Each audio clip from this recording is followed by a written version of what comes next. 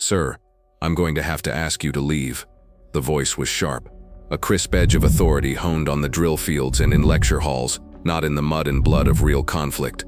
It belonged to a young lieutenant, her uniform so perfectly pressed it seemed to repel the very idea of a wrinkle. Her name tag read Finch. She stood with her hands on her hips, blocking the entrance to the main seating area of the graduation field. "This section is for distinguished guests and ticketed family members only." Stanley Blake said nothing. He simply held up his ticket, the paper slightly soft from the nervous grip of his hand. He was 84 years old, a man built of quiet dignity and patience earned over a lifetime of sunrises. His back was a little stooped, his face a roadmap of years, but his eyes were clear and steady. He had driven 7 hours to be here, to see his grandson Michael graduate, to see the boy become part of a legacy Stanley himself had helped to forge. "That's a general admission ticket," a second voice added, this one belonging to a burly sergeant named Miller who stood beside Lieutenant Finch. He had the solid, immovable look of a security guard who enjoyed the simple power of saying no. "General admission is over there," he said, gesturing with a thumb toward a set of distant sun-bleached bleachers far from the parade deck. "You seem to have gotten yourself lost, old man." The term hung in the air, thick and dismissive. Old man. Stanley's gaze didn't waver. He simply looked past them, toward the manicured green field where neat rows of cadets stood in formation, a sea of dress uniforms shimmering in the morning sun. He could just make out Michael's company, third from the left. "I just want to get a little closer," Stanley said, his voice quiet but firm. "My eyes aren't what they used to be." Lieutenant Finch exchanged a look with Sergeant Miller. It was a glance that conveyed a shared impatience, a silent agreement that they were dealing with a doddering elder who couldn't follow simple instructions. The crowd was beginning to build around the entrance, other families in their Sunday best, their faces bright with pride and excitement.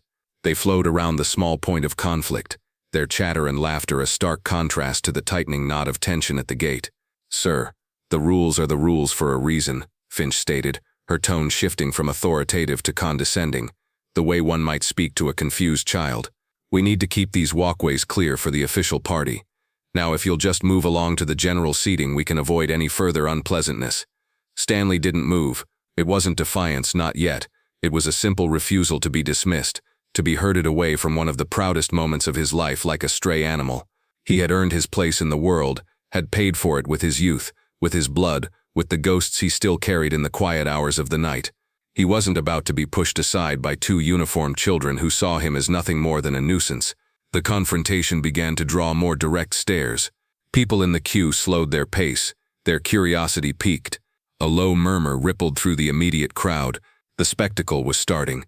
An old man holding his ground against the unyielding face of military bureaucracy. "What seems to be the problem here?" Finch's voice rose slightly, taking on a performative quality for the benefit of the onlookers. "This man is refusing to comply with a lawful order." Sergeant Miller stepped forward, his bulk intentionally imposing. He lowered his voice, a theatrical show of trying to de-escalate, but the threat was unmistakable. "Listen, Pops, you can walk over to those bleachers, or we can escort you off the base entirely. The choice is yours. We have a graduation to run here." Stanley looked from the sergeant's stony face to the lieutenant's impatient glare.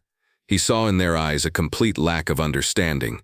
They saw a frail, confused senior citizen, perhaps a little deaf, a little stubborn. They didn't see the man who had held his dying friend in his arms in a forgotten jungle, the man who had memorized the weight of a rifle, the smell of cordite, the chilling sound of silence after a firefight. They saw a relic, not a foundation. He adjusted the simple windbreaker he wore. It was old and faded, a comfortable companion for a long drive.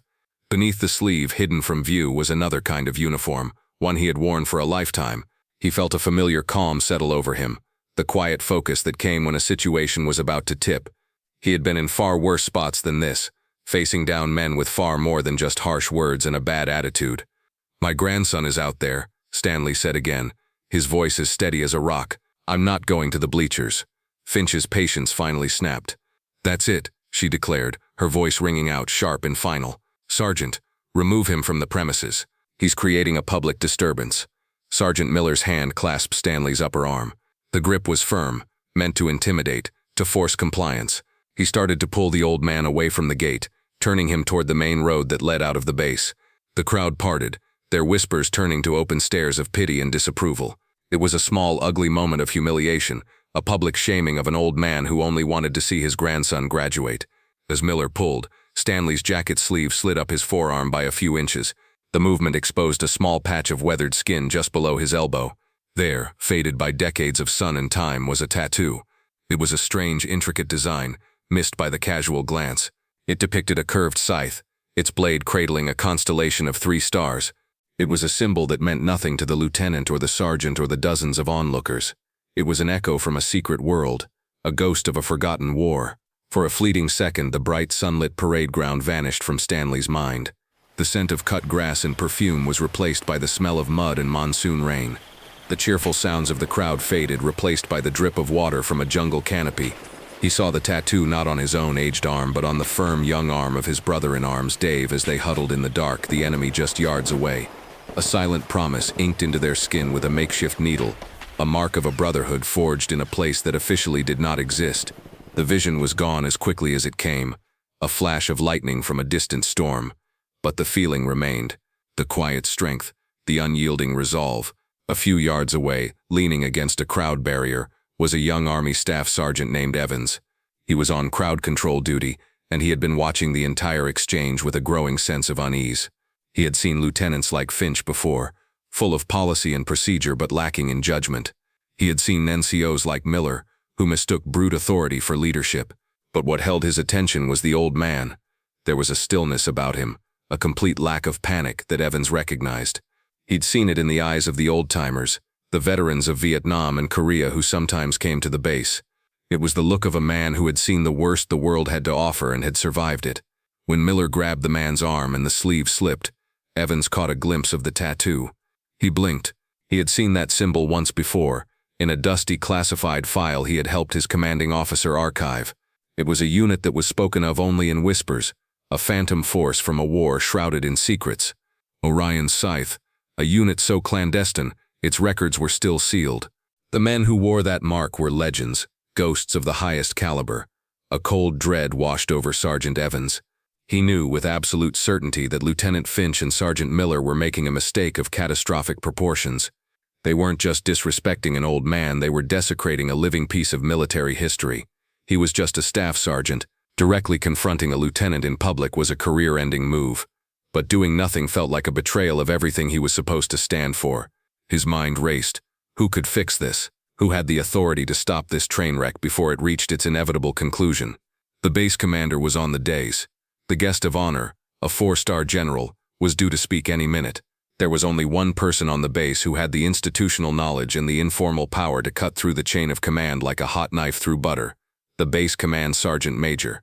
Evans pulled out his phone, his fingers flying across the screen. He found the number for the command sergeant major's office, a number he had saved for the direst of emergencies. This, he decided, qualified. He turned his back to the scene, shielding the phone with his body as he spoke in a low, urgent whisper. "Sergeant Major, this is Staff Sergeant Evans on the parade deck. I'm sorry to bother you, sir, but you need to get down to Gate C immediately. Lieutenant Finch and Sergeant Miller are... They're forcibly removing an elderly gentleman, a veteran." There was a pause on the other end of the line, then the gravelly voice of the command sergeant major. "What's he done, Evans?" "Nothing, Sergeant Major. Absolutely nothing. He was just trying to get to his seat for his grandson's graduation." "But sir, that's not the point. I saw something, on his arm." Evans took a breath. "I think I saw an Orion's Scythe." The silence on the other end of the line was absolute. It stretched for 3, then 4, then 5 seconds. It was a silence so heavy it felt like a physical weight. When the command sergeant major finally spoke, his voice had lost all its casual authority. It was tight, strained, and filled with a terrifying urgency. "Hold your position, Sergeant. Do not let them leave the base with that man. I don't care what you have to do. Stop them. I'm on my way." Inside the base headquarters, Command Sergeant Major Rivera slammed the phone down. He was a man who had seen 3 decades of service, and his face was a testament to every one of them.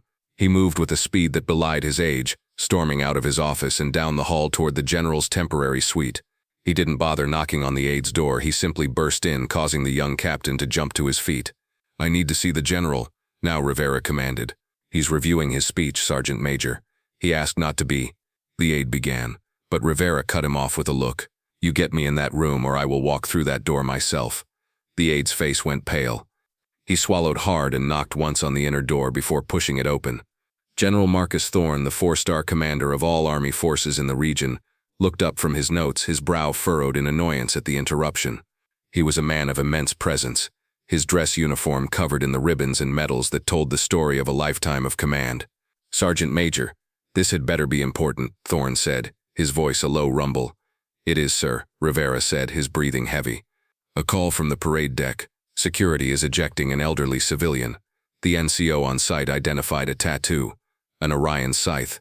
He paused, then added, "The guest's name is Stanley Blake."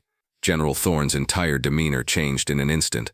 The annoyance vanished, replaced by a look of stunned disbelief, which quickly hardened into something akin to fury. The name hung in the air like a thunderclap. Stanley Blake, the ghost of the valley, the man from the night of the silent storm, a living legend whose entire existence was a classified secret. The general stood up, kicking his chair back. The papers on his desk scattered to the floor, forgotten. His face was a mask of cold, controlled rage. "Get the car," he said to his aide, his voice dangerously quiet. "Get the car now. And you," he said, pointing to Rivera, "you're with me." Back at the gate, Finch and Miller had successfully muscled Stanley away from the crowd and were steering him down a path that led to the parking lot. Their victory, however, was short-lived. Staff Sergeant Evans, acting on the Sergeant Major's orders, had suddenly appeared in their path. "Sir, ma'am, I think there's been a misunderstanding," Evans said, trying to sound as neutral as possible. "Get out of the way, Sergeant," Miller grunted, trying to push past him. "With all due respect, I think we should wait for this to be clarified by a senior NCO," Evans insisted, standing his ground. Lieutenant Finch stepped forward, her face flushed with anger. "Are you disobeying a direct order from an officer, Sergeant Evans? Because my next call will be to the MPs. This old man is a trespasser, and you are now interfering with his removal." She jabbed a finger toward Stanley, who stood by patiently, watching the internal power struggle with a detached calm. "We can do this the easy way, or we can spend the rest of the day in a holding cell. A trip to the MPs and a nice long psych evaluation might be in order for anyone who continues to cause problems." It was the ultimate overreach, the final, irrevocable step past the point of no return. The threat to have an old man psychologically evaluated for wanting to see his grandson graduate was an act of such profound arrogance and disrespect that it seemed to suck the air out of the immediate vicinity. Before Evans could respond, the piercing sound of a command siren cut through the air. It wasn't the frantic wail of an ambulance or the aggressive whoop of a police car. It was the deep, authoritative siren of a high-ranking flag officer's escort. A long black command vehicle with 4-star flags mounted on its fenders came tearing down the road, its tires screeching as it pulled to a sharp halt just feet away from the small group. The doors flew open. Command Sergeant Major Rivera emerged from the passenger side, his face a thundercloud. And from the back, General Marcus Thorne emerged, his 6'4" frame radiating an aura of pure, unadulterated fury. Lieutenant Finch and Sergeant Miller froze, their mouths agape. They snapped to attention, their bodies rigid with shock and fear. The arrival of a 4-star general at a minor gate dispute was so far outside the realm of possibility that it felt like a hallucination. General Thorne didn't even glance at them. His eyes, burning with an intense fire, were locked on one person and one person only, Stanley Blake. He strode forward, his boots thudding on the pavement with purpose. He stopped directly in front of Stanley, his gaze dropping to the old man's forearm, where the sleeve had once again slipped, revealing the faded tattoo of the scythe and the stars. The general's entire posture changed. The anger in his eyes was replaced by a look of profound, almost reverent respect. His body, which had been coiled with rage, now straightened into the most perfect ramrod-straight position of attention he had ever held. Then, in an act that sent a shockwave of disbelief through everyone watching, General Marcus Thorne raised his hand to his brow and rendered a slow, deliberate, perfect salute. He did not salute Finch or Miller. He did not salute Sergeant Evans. He saluted the old man in the faded windbreaker. "Mr. Blake." The general's voice was thick with emotion, but it carried across the now silent area. "It is an honor, sir." The crowd, which had been watching from a distance, was utterly silent. They could not comprehend what they were seeing. A 4-star general, a man who commanded armies, was saluting a civilian who had just been manhandled and called an old man. Keeping his salute, General Thorne turned his head slightly, his eyes boring into Lieutenant Finch and Sergeant Miller, who looked as if they might faint. "Do you have any idea who this man is?" he asked, his voice a low, dangerous growl. They could only shake their heads, their faces ashen. The general lowered his salute but kept his eyes locked on them. "You stand in the presence of living history. In the darkest days of a forgotten war, there was a unit that didn't exist. They went where no one else could go, did what no one else could do. They were called Orion's Scythe. They were ghosts. He turned his gaze back to Stanley, but his voice was loud enough for everyone to hear. This man is Stanley Blake. In a battle that has no name, in a place that isn't on any map. Then Sergeant Blake held a ridge alone for 6 hours against an entire enemy company. When his platoon was cut off, surrounded and marked for death, he single-handedly created a path for their escape, an act of such impossible valor it was classified for 50 years. He saved every single man in his unit, including a young green lieutenant who would one day become my father. A collective gasp went through the crowd. The story, the raw, undeniable truth of it, settled over them. They were not looking at a confused old man. They were looking at a hero of the highest order. They were looking at a legend. General Thorne finally turned his full attention to the two trembling figures in front of him. His voice dropped to a lethal whisper that was somehow more terrifying than a shout. "You two will be in my office at 1600 hours. You will bring your service records, and you will be prepared to explain to me in excruciating detail why you felt it was appropriate to humiliate a recipient of the Distinguished Service Cross. Your careers, as you know them, are now under my personal and undivided review." He then turned back to Stanley, his expression softening completely. "Stanley, on behalf of the entire United States Army, I apologize. I am so deeply sorry." Stanley Blake simply raised a hand and placed it on the general's arm. "They're just kids, Marcus," he said, his voice filled with a grace that was almost heartbreaking. "They're wearing the uniform. They were doing what they thought was right. Don't be too hard on them. The uniform deserves respect, no matter who is in it." For a moment, as he looked at the young, terrified faces of the lieutenant and the sergeant, Stanley was somewhere else again. He was back in the humid darkness of a jungle monsoon, huddled under a makeshift tarp. A young soldier, a boy from Alabama with a steady hand, was using a sharpened bamboo sliver and a pot of ink made from ash and river water. He was carefully etching the scythe of Orion onto Stanley's arm. It wasn't a mark of defiance. It was a pact, a symbol that they were there for each other, that they were a brotherhood. It was a promise to remember, even if the world forgot. The uniform they wore then was mud and sweat and blood. The uniform Finch and Miller wore now was a symbol of that same promise, and Stanley knew better than anyone that sometimes the weight of it was too much for young shoulders to bear. General Thorne personally escorted Stanley through the gate, past the stunned crowd, and straight to the VIP seating area on the main dais. He was given the seat of honor, right next to the general himself. Out on the field, Cadet Michael Blake, standing in formation, saw his grandfather being seated next to the reviewing officer. He blinked, his face a mask of utter confusion, which slowly morphed into a look of overwhelming pride. His grandfather, the quiet man who fixed lawnmowers and told bad jokes, was sitting next to a 4-star general. The fallout from the incident was swift and decisive. Lieutenant Finch and Sergeant Miller were formally reprimanded, but instead of being discharged on Stanley's quiet recommendation to the general, they were reassigned. They were tasked with helping to develop and lead a new mandatory training program for all base personnel, a course focused on veteran relations, on recognizing the signs of past trauma, and on the simple, vital importance of showing respect to the generations who had come before. Weeks later, in the quiet hall of a local VFW post, Stanley Blake was sipping a cup of coffee. The door opened and a young woman in civilian clothes walked in, looking hesitant. It was Karen Finch. She walked over to his table, her eyes downcast. "Mr. Blake," she said, her voice barely a whisper. "I wanted to apologize, in person. There's no excuse for how I treated you. I was wrong, and I am so sorry." Stanley looked up at her, and his eyes held no anger, only a gentle understanding. He gestured to the empty chair across from him. "Sit down, Lieutenant," he said softly. "Tell me about yourself." He knew that true change didn't come from punishment. It came from understanding. It came from a quiet conversation over a cup of coffee, from one generation passing its hard-earned wisdom to the next. Thank you for joining us for this story from Veteran Valor. If you were moved by Stanley's story, please like this video, share it with others, and subscribe to the channel for more tales of unassuming heroes.